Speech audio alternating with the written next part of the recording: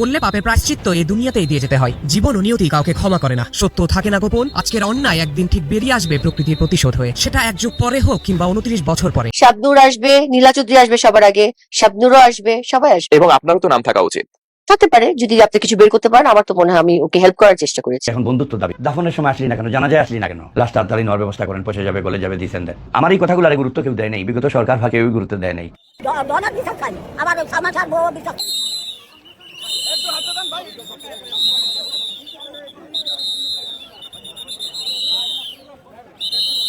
আমি না কখনো সামিরার মধ্যে সালমানের প্রতি ভালোবাসা দেখিনি। কিছুদিন পরেই তারই সালমানেরই বন্ধুর সাথে তিনি বিবাহ বন্ধনে আবদ্ধ হয়, সেটাও টেকেনি। পরে আবার একটা ডনের সাথে আমার যে ছবিটা বারবার দিয়ে বলা হয় যে আমার ক্যারেক্টার খারাপ, আপনি দাবি করছেন সেটা নায়িকা সাবরিনার। ওটা অবশ্যই নায়িকা সাবরিনা। এখানে শাবনূরকে নিয়ে কিছু সমস্যা হচ্ছিল, তখন কথাবার্তা হচ্ছিল অনেক কিছু। নীলা চৌধুরীর এখানে ইলেকশন নিয়ে একটা বড় একটা পার্ট ছিল যেটা সে চায় নাই, সে যায়ও নাই তার মার ইলেকশনে, হ্যাঁ, ভোটও দেয় নাই মাত্র। পরে বলছে যে মামা আমি ডিভোর্স পেপারে সাইন করবো, সকালে আমি চলে আসতেছি। এটা তার বউ হয়তো বাথরুমের থেকে বাইরে থেকে শুনে ফেলছে। বাথরুম থেকে বের হওয়ার পরে ঝগড়াঝাটি লাগছে, লাগার পরে কিন্তু ওই টেলিফোন মনে হয় সামিরা মনে হয় ডিল দিয়ে ভেঙে ফেলছে, বুঝছেন। এই টেলিফোনটা আজ পর্যন্ত পাওয়া যায় না। এটা কি পাওয়ার আমরা খুঁজে বের করবো না পুলিশ? হ্যাঁ, ওই দিনের কল রেকর্ড কি আরবার বের করার দরকার? তৎকালীন সময়ে নতুন সেলফোন বাইরে দিয়েছে, বড় বড় সেলফোন, এগুলো। এই ফোনটা আজ পর্যন্ত পাওয়া যায় নাই। আমি আপনাদের কাছে অভিযোগ দিলাম, রাষ্ট্রের কাছে অভিযোগ দিলাম, ফোনটা খুঁজে বের করুন, সব পেয়ে যাবেন। এরপর ডন যদি অপরাধী হয় তার বিচার করেন। ডনকে নিয়ে বেশি ফোকাস, কারণ ডন ফিল্ম আর্টিস্ট, ফিল্মের অবস্থা এমনি ভালো না। এটার ভিতরে আর এই এই ধরনের জিনিসগুলো ভালো লাগছে। নতুন করে হত্যা মামলা দায়ের করা হয়েছে, যেহেতু আগের মামলাগুলোতে, তারা আগের রায়গুলোতে, আগের রিপোর্টগুলোতে তার ফ্যামিলি সন্তুষ্ট না বিধায় তারা নতুন করে আবার একটা মামলা দায়ের করেছে এবং আদালত সেই মামলা বা থানা বা আইন সেই মামলাটা আমলে নিয়ে তদন্তের জন্য এটা নির্দেশ দিয়েছে। সালমান ভাইয়ের মৃত্যু কিন্তু আসলে আমাদের জন্য অনেক ক্ষতি হয়েছে, চলচ্চিত্রের জন্য অনেক ক্ষতি। তার মৃত্যুটা কি আত্মহত্যাজনিত না হত্যাকাণ্ড সে ব্যাপারে আমি তো নিশ্চিত না। সে ব্যাপারে এর আগে যতগুলো তদন্ত সংস্থা রিপোর্ট দিয়েছে, তারা মেডিকেল রিপোর্টও বলা ছিল আত্মহত্যা, এবং বিভিন্ন সংস্থা যারা ইনভেস্টিগেট করেছে তারাও বলেছে আত্মহত্যা। লাস্টলি সর্বশেষ যে তদন্ত হয়েছে সেটা সম্ভবত PBI, police bureau of investigation, যেটা ওরা করেছে, ওদের তদন্ত ওই আগের পূর্বেকার তদন্তের মতোই রিপোর্ট দিয়েছে। হয়তো সেটা তার ফ্যামিলিকে সন্তুষ্ট করতে পারেনি, তার ফ্যামিলি অধিকতর তদন্ত অথবা মামলাটাকে একটি হত্যাকাণ্ড মামলা হিসেবে দায়ের করেছে। তো আমি বলবো যে সালমান ভাইয়ের মৃত্যু যদি হত্যাকাণ্ড হয়েই থাকে তাহলে অবশ্যই সমস্ত আসামি বিচারক, কিন্তু অযথাতে কেউ হয়রানির শিকার না হয়, কাউকে ততটা হয়রানি করা না হয়, এর জন্য আমি সবার প্রতি একটা সদয় দৃষ্টি রাখার আহ্বান। ডন যদি অপরাধী হয় তার বিচার করেন, ডন যদি অপরাধী না হয় তাকে হয়রানি করেন না। আসলে ঘটনাটা কি সেটাকে তদন্ত করেন। ময়নাতদন্ত রিপোর্টগুলো যারা ভুল করে, তারা যদি ভুল করে থাকে, তারা অন্যায়, তাদেরকে আইনে আনতে হবে। যে সমস্ত তদন্ত সংস্থাগুলো তদন্ত করে আত্মহত্যা বলেছে, যদি তারা অন্যায় করে থাকে, ভুল করে থাকে, তাদেরকে আইনে আনতে হবে নাকি? শুধু ডনকে আইনে আনলে হবে? এতদিন যারা ভুল যদি হয়েই থাকে হত্যাকাণ্ড, তো তারা রিপোর্ট যারা নিশ্চয়ই ভুল করছে, অন্যায় করছে, তাই না? তো তারা তো অপরাধী। ডনকে নিয়ে বেশি ফোকাস, কারণ ডন ফিল্ম আর্টিস্ট, তাই তো। আর ডনের দাবি হচ্ছে সে সালমান খানের ঘনিষ্ঠ বন্ধু ছিল, এবং সে বিভিন্ন সময় দাবি করেছে যে সে ওই দিন ঢাকায় ছিল না, কিনা বগুড়ায় করেছিল। যেহেতু তদন্তাধীন মামলা, আমি ব্যাপারে কোনো বক্তব্য দিতে চাচ্ছি না, মামলা ব্যাপারে আমি কোনো কথা বলতে চাচ্ছি না। আমার খালি একটাই বক্তব্য, যদি হত্যাকাণ্ড হয়ে থাকে হত্যাকারীদের বিচার হোক, এবং যারা হত্যাকাণ্ডে সহযোগিতা করে তাদের বিচার হোক, এবং হত্যাকাণ্ড ধামা দেওয়ার চেষ্টা করেছে তাদের বিচার হোক। কিন্তু যদি হত্যাকাণ্ড না হয়ে থাকে, বা যদি যে দোষী না হয়ে থাকে, তাকে অযথা জড়াইয়া খামা খায় হয়রানি করার কোনো কারণ নাই।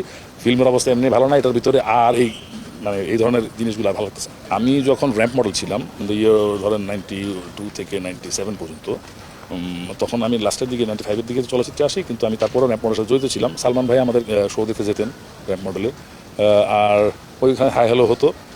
আর আমার চলচ্চিত্রে শুটিং, তার সাথে কোনো চলচ্চিত্র ছবিতে আমার হয়নি, কিন্তু ওই এফডিসিতে শুটিং করা অবস্থায় দেখা হলে হাই হ্যালো সালাম বিনিময়। রোমান্টিক নায়কের যেই ডেফিনেশনটা, আমার মনে হয় সালমান শাহ একটা নিদর্শন। আমি শ্রদ্ধা জানাই তাকে, এবং আমি মনে করি যে তার প্রচুর ফলোয়ার্স আছে আজও, এবং নায়করা যারা তার পরবর্তীকালে এসেছে তারা সবাই মনের ভেতরে সালমান শাহকে নিশ্চয়ই একটা কোথাও আইডল।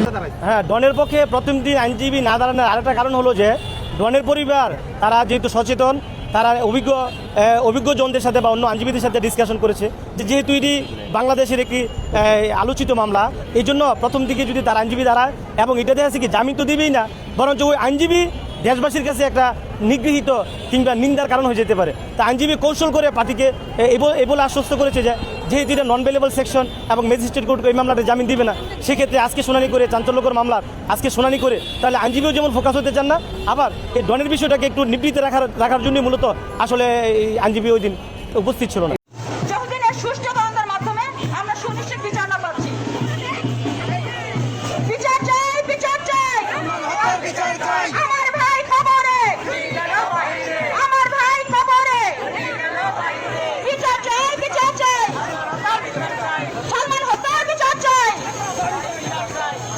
ইউ সো মাচ সবাইকে আমাকে মূল্যবান বক্তব্যের জন্য এফআই ডাকার জন্য এবং সবাইকে অসংখ্য ধন্যবাদ। আসসালামু আলাইকুম। আপনি এমন একজন মানুষকে প্রশ্নটি করলেন যার তখন জন্মই হয়নি, ওনার মৃত্যুর সময়। আমি যতটুকু হ্যাঁ, কিন্তু আপনারা এটা নিয়ে অনেক স্টাডি করেছেন, আমি এটা নিয়ে স্টাডি করিনি।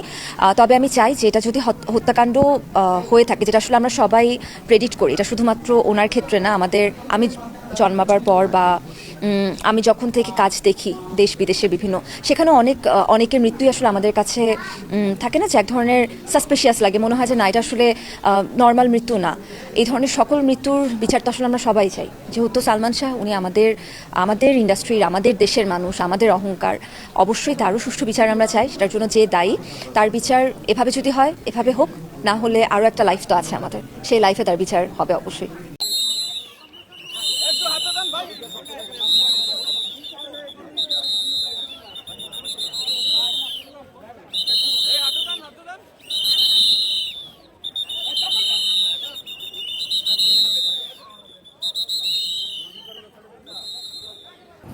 প্রেমের সম্পর্ক তো ছিল না, এটা তো আসলে সামিরা এটা এইটুকু বলে বলে আইওয়াশ করতো, আইওয়াশ করে এমনকে ওইদিকে ভয় রাখতো, সাংবাদিকদের দিয়ে এড়িয়ে রাখতো।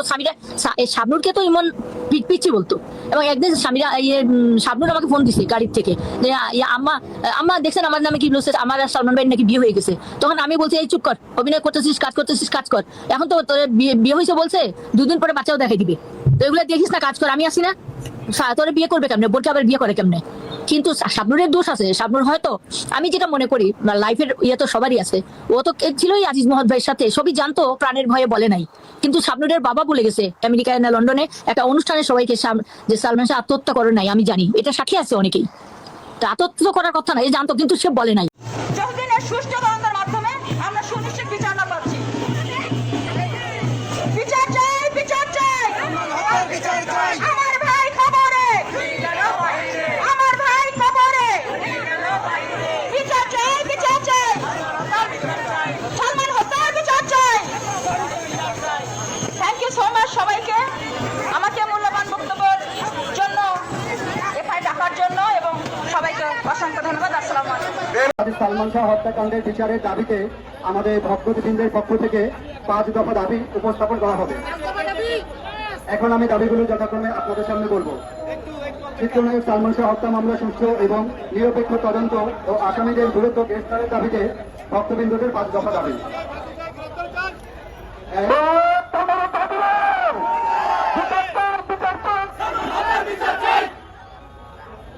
সিবিআই প্রতিবেদনে যে 5টি কারণ উল্লেখ করা হয়েছিল তা পুনরায় খতিয়ে দেখতে হবে।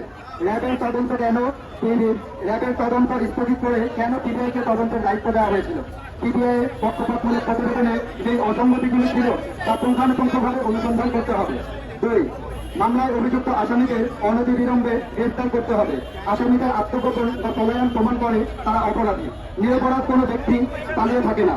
মহামান্য হাইকোর্টের কাছে ভক্তবৃন্দদের বিনীত নিবেদন থাকছে যে পালিয়ে থাকা আসামিরা যেন আগাম জামিন না পায়, তাহলে আইন প্রশ্নবিদ্ধ হবে।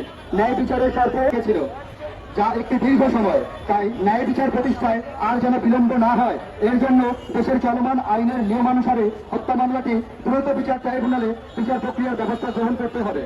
4, বাংলাদেশ সরকারের কাছে সালমান শাহ ভক্তবৃন্দের আবেদন, বিদেশে পালিয়ে থাকা আসামিদের ইন্টারপোলের সহায়তায় খুঁজে বের করে গ্রেফতার করে দেশে এনে হত্যা মামলাটির বিচার কার্য অতি দ্রুত সম্পন্ন করে এখন আমাদেরকে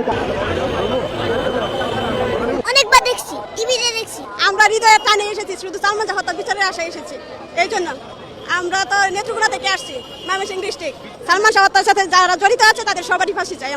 আমরা ছোট থেকে দেখেছি সালমান শাহকে, আমাদের মা বাবারা বলছে যে সালমান শাহকে ফাঁসি দেওয়া হয়েছে। এখন যখন বের হয়েছে যে তাকে হত্যা করা হয়েছে, আমরা স্বামীরা ফাঁসি চাই, সালমান শাহ হত্যার চাই, বিচার চাই।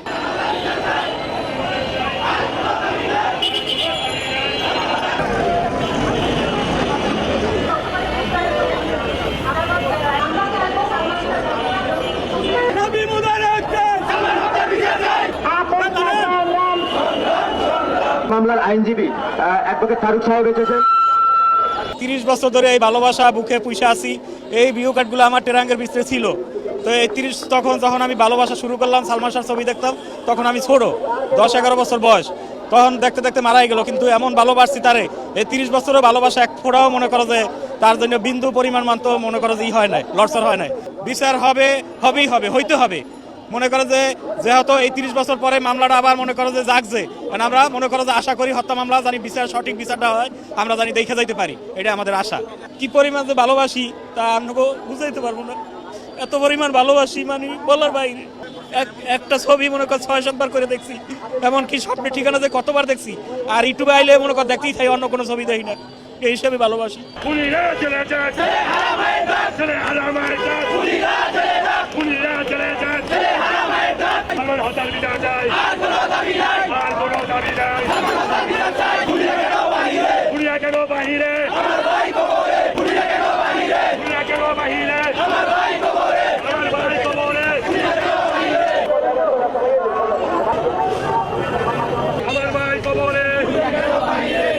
তা 28 বছর আগেও যান, আপনি যদি তখনের ইন্টারভিউগুলো দেখেন এবং যদি আপনি ম্যাগাজিন পেপার সবগুলো দেখেন, তখনও দেখবেন যে উনি খালি সামিরাকে রিমান্ডে নেন, মানে ওনার জেদটা হচ্ছে সামিরাকে রিমান্ডে নেওয়া। হ্যাঁ, এটা একটা ওনার একটা, আপনাকে আমি আগেও বলেছি, আপনার সাথে আমার অনেক ইন্টারভিউ হয়েছে, যেখানে আপনি নিজে আমাকেও ইন্টারভিউ করেছেন, নীলাচৌধুরীকেও ইন্টারভিউ করেছেন, আপনি অনেকজনকে করেছেন, আপনি অনেক কিছু জানেন, আপনি বুঝতে পেরেছেন কি না আপনি পুরো জিনিসটা, আপনি অ্যাটলিস্ট আই থিঙ্ক যতজন ইন্টারভিউ করেছে আপনি সবচেয়ে বেশি ইন্টারভিউ করেছেন। হ্যাঁ, সবাইকে, ইনক্লুডিং আমার বাসায় যারা কাজ করতো সবাইকে আপনি করেছেন। বাদল খন্দকারকে করেছেন, আপনি সোহানুর রহমান সোহানকে করেছেন, আপনি ঝন্টু ভাইকেও করেছেন, আপনি আপনার মতো করে সবাইকে করেছেন। তো আমার কথা হচ্ছে যে উনি বললে তো হবে না, প্রত্যেকটা ডিপার্টমেন্ট থেকে কি আসলো, কি হলো, কি রিপোর্ট, ফাইনাল রিপোর্ট ডিটেকটিভ ব্রাঞ্চে ফার্স্টে বললো সুইসাইড, তারপর উনি এটাকে নারাজি দিয়ে আবার দ্বিতীয়বার এটাকে উনি আবার রিভাইজ করিয়েছে, ওটা আবার নতুন করে আবার সেকেন্ড টাইম ডিবি থেকে একই কথা বলা হয়েছে। তারপর উনি একটা বছর চুপচাপ ছিলেন, 96 to 97, 96 ডিসেম্বর টু 97 অগস্ট। 97 অগস্টে উনি রিজভিকে তৈরি করে নিয়ে আসলেন। রিজভিটাকে, হু ইজ রিজভি? রিজভি হচ্ছে নীলাজ চৌধুরীর একটা দুঃসম্পর্কের আত্মীয়। রিজভিকে সে তুলে নিয়ে এসে রিজভিকে তার শিখিয়ে সে ওই ওনার গাড়িতে রিজভিকে উনি তুলেছে, ওনার গাড়ি থেকে উনি ওনার বাসায় নিয়েছে, রিজভিকে শিখিয়েছে, শিখাবার পরে রিজভিকে ক্যান্টনমেন্ট থানায় উনি নিজে নিয়ে গেছেন উইথ দ্য হেল্প অফ মানে ইমনের আব্বাও ছিলেন। হ্যাঁ, ওখানে গিয়ে ওসির সাথে কমিশনার তখন যে ছিলেন ওনার ইয়েতে ইনস্ট্রাকশনে, ওখানে যে ওসি ছিলেন, ওসির নাম মনে শাহাবুদ্দিন ছিলেন, ওসি শাহাবুদ্দিন এবং এসআই যে ছিলেন, ওনাদেরকে দিয়ে একটা জোর করে জবাববন্দি দেওয়ালো ছেলেটাকে। তারপর রেজভি তো এটা 164 ধারা বুঝতেও পারিনি, সে বলেছে তার নিজের ভিডিওতে, সে বলেছে যে আমার বয়স 15 ছিল, আমি বুঝতে পারিনি, আমি সাহায্য করার জন্য, আমি সালমান শাহর ভক্ত, অন্ধ ভক্ত, এবং আমি ওটার জন্য সবকিছু করতে তখন তৈরি ছিলাম, কিন্তু আমি বুঝতে পারিনি যে আমাকে উনি প্রবলেমে ফেলে দিবে। উনি বলেছিল আমি সেলিব্রিটি হব, উনার লক্ষ্য ছিল আজিজ মোহাম্মদ থেকে 7 কোটি টাকা নিবেন এবং আমাকে অর্ধেক দিবেন এবং উনি অর্ধেক দিবেন। আপনাকে অর্ধেক দিবে বলছেন, সেই ব্যাপারে কোন রিজভিকে অর্ধেক দিবে? উনি একজন মা, উনি কেন এটা করতে চাইবেন? তার সন্তান তিনি হারিয়েছেন, সন্তানের মৃত্যু নিয়ে কি এটা তো তাহলে ব্যবসার মতো একটা ব্যাপার হলো, এটা তিনি কেন করবেন? আমাকে তো বলতে হলো না, আপনার প্রশ্নের মধ্যে উত্তর চলে আসলো। কিন্তু কেন করবেন? আপনি তো তার সঙ্গে আপনি ওনার ছিলেন। সবকিছুই ওরকম, she is a very very criminal minded মহিলা। ওনার কমার্শিয়ালি উনি সবকিছু চিন্তা করেন, উনি পলিটিক্যালি উনি সবসময় একটা নিজেকে নেত্রী মনে করেন, খুব স্ট্রং একটা নিজেকে উনি কি মনে করেন উনি শুধু জানেন। এটা ওনার একটা ইচ্ছা ছিল এবং আমি মনে করি উনি যেহেতু ইমন ছিল না, আর ইমন থাকা অবস্থায় ইমন থেকে তো উনি সম্পূর্ণভাবে ইমনের সাপোর্টটা দিতেন, কিন্তু যেহেতু ইমন যখন ছিল না তখন উনি ইমনের উপরে ইমনের নাম দিয়ে উনি এটা সিম্পাথি নিয়ে ফ্যানদের থেকে, আপনি জানেন অনেকগুলো ফ্যান পেজ, হাজার হাজার ফ্যান পেজ খুলেছে, হাজার হাজার ফ্যান পেজের মাধ্যমে উনি কিভাবে ফ্যান থেকে যোগাযোগ করে, কিভাবে উত্তেজিত করে মানুষকে মানে মিথ্যা কথা বলিয়ে মানুষকে মানে বিভ্রান্ত করেছে। শুধুমাত্র কি তাহলে বিভ্রান্ত করার জন্য এতটা বছর ধরে তিনি চেষ্টা করে যাচ্ছেন? সরকারের বিভিন্ন মহলের সঙ্গে তিনি যোগাযোগ করেছেন, এর আগে আমরা দেখেছি সাবেক সরকার প্রধান শেখ হাসিনা, তার সঙ্গেও তিনি দেখা করার চেষ্টা করেছেন, দেখাও করেছেন এবং বিচারের আশ্বাস তিনি পেয়েছেন। যদিও বিচার হলো বা মনোজ কুমার পিবিআই থেকে যে সংবাদ সম্মেলন করে যেটা বলা হলো তাতে তিনি সন্তুষ্ট হন। উনি কিসে সন্তুষ্ট? উনি তো ডিবিতে প্রথমেই সন্তুষ্ট না, সেকেন্ড টাইমও না, সিআইডিতে তো ওনার একটা বড় ঝামেলায় উনি পড়েছিল। সিআইডিতে যখন উনি রেজভিকে নিয়ে এসেছে, রেজভি যখন পুরো জিনিসটা খুলে বলেছে, তখন তো ওনার এগেনস্টে একটা কেস করতে বলা হয়েছিল আমাকে সিআইডি থেকে, সেই কেসটা আমি করিনি। কেন করেননি? তখন আমি বুঝতে পারিনি জিনিসটা এরকম ছিল।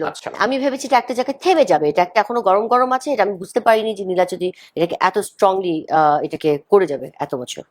আপনি বারবার বলছেন এটা আত্মহত্যা,